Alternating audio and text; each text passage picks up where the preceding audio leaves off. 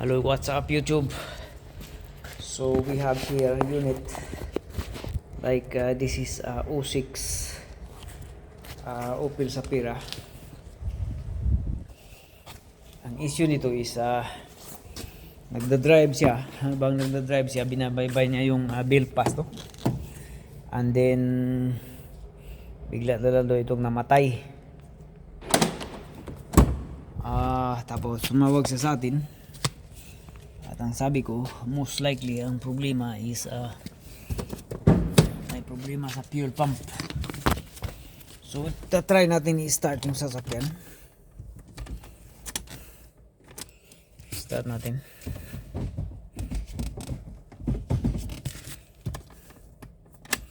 Kung mag-redondo ba ito.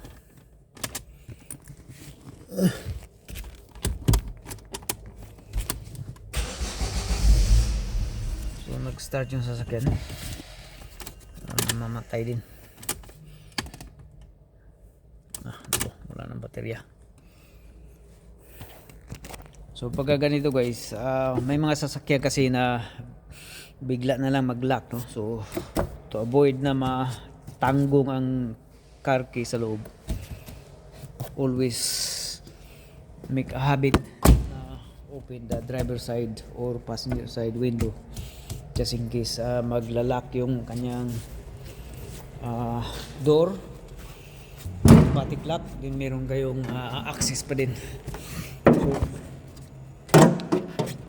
walang baterya na ito, weak na itong baterya. So i-jump start natin, titingnan natin kung mag-redondo ba siya. Naka-jump start yan guys, try natin kung mag-redondo.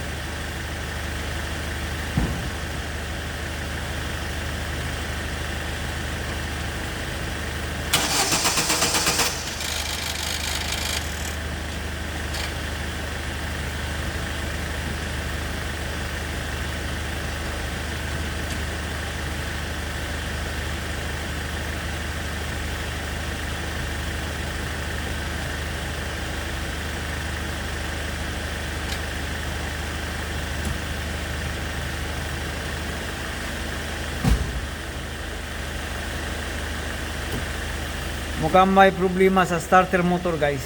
Yung kanyang starter motor is on and off, no? So kailangan nating pukpukin yung starter motor to establish na magano siya, magredondo.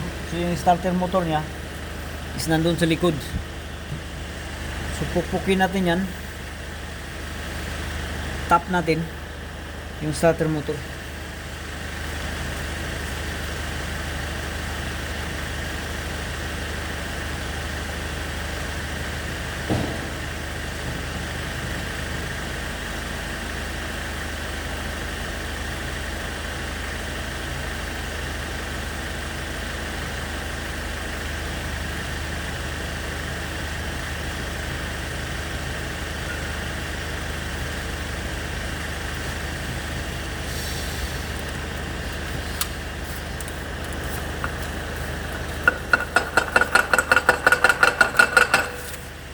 Sana kung dalawang tao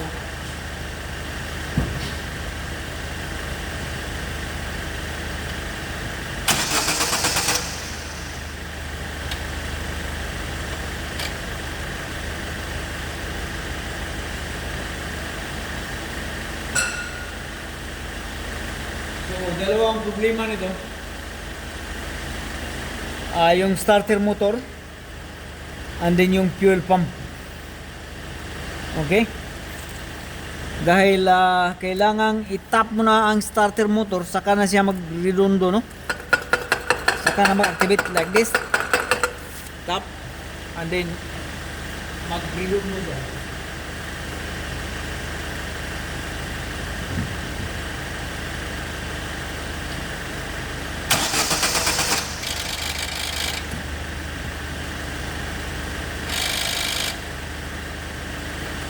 So, mayroong problema ang starter motor guys. So, pagka nangyari sa inyo ito, sa whatever, saan kayo nanggaling, so kung mayroong problema ang starter motor niyo, itap nyo lang, ganito. Mas maganda sana pagka mayroong dalawang tao, isa ang magtatap and then isa yung mag start engine, no? But this time mag-isa lang tayo, so tatap lang natin ganito and then start engine.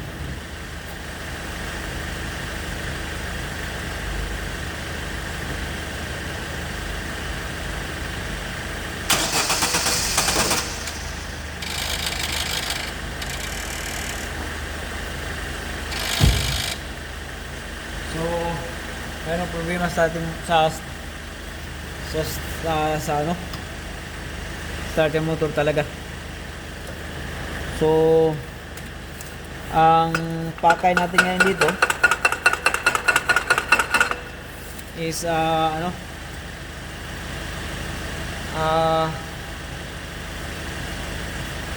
maaring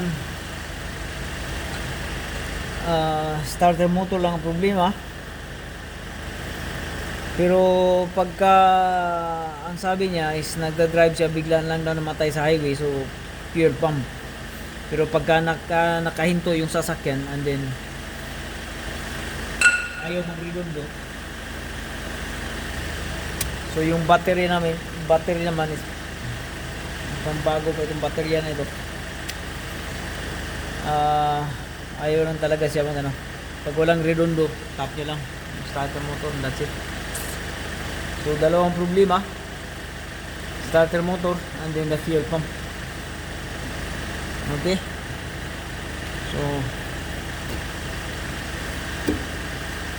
natin yung oil ayos ang oil.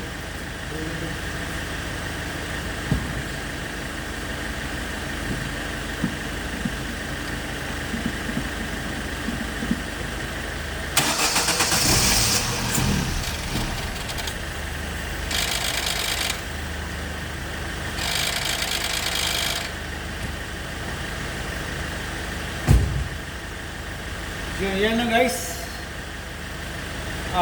starter motor and then fuel pump. So dalawang problema nitong sasakyan na ito. So that's how you do it. Pagka meron kayong problema sa starter motor, tap nyo lang and then that's it. Kailangan yung to troubleshoot the engine guys, you need to establish cranking system. Kailangan mag-turn over yung makina. And then pagka mag-turnover, dyan na kayo mag-diagnose unti-unti. Fuel supply, spark, and then whatever.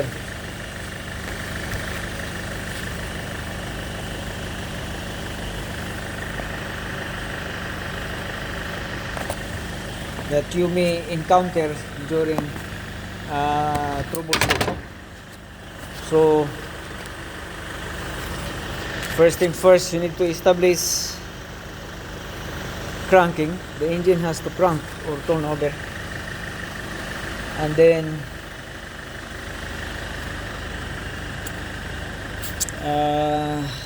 yeah. So see that we tap the starter motor. And we'll let the owner see. We'll tell the owner that he has also the problem with the starter motor.